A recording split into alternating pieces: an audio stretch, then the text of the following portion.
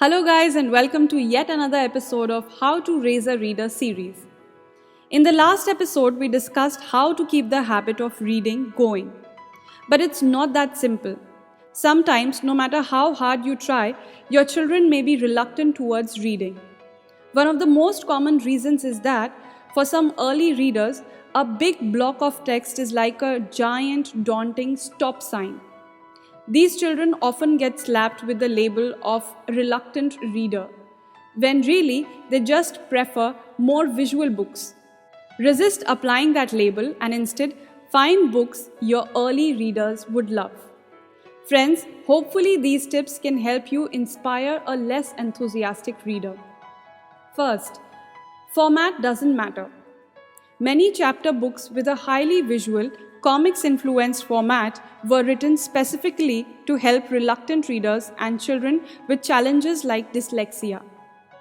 The stories and characters can be rich and well-developed, and children still learn reading skills from these more visually driven books. Graphic novels for young readers, meanwhile, have been steadily improving in literary quality, often winning prestigious awards and appearing on best of the year book lists.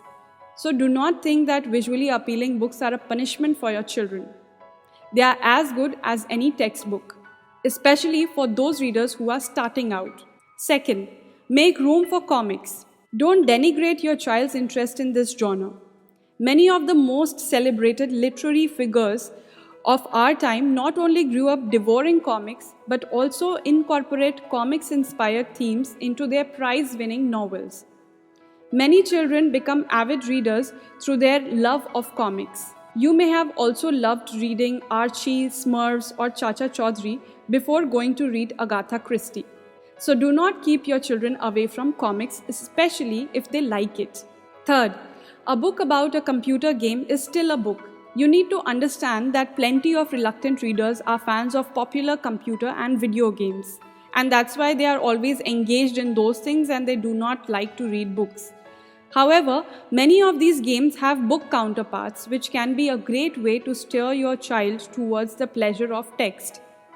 There are lots of books featuring Minecraft, Pokemon, Plants vs. Zombies, and the likes. From there, you can expand your child's repertoire to graphic novels and comics, and then full text books. Fourth, don't forget non-fiction. Some reluctant readers are fact gatherers, and that's why they are not very attracted to fictional books. Such readers may be more inspired by reading non-fiction or fun facts. If it's presented in a highly visual format, all the better for conveying even more kinds of information. Look for books about presidents, states, ancient history, the solar system, animals, natural disasters, and other topics that they are interested in. Fifth, never treat books as a chore.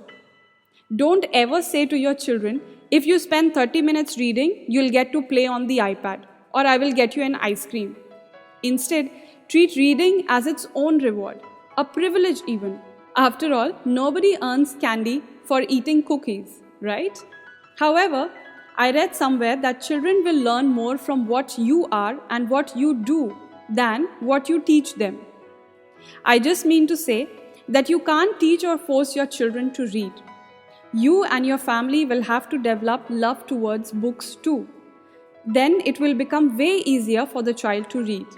This is exactly what we will be discussing in the next episode. How to foster a family of readers. It will be an interesting and useful episode, so don't miss it. Subscribe to my channel and hit the bell icon to stay updated with new podcasts. Thanks for listening.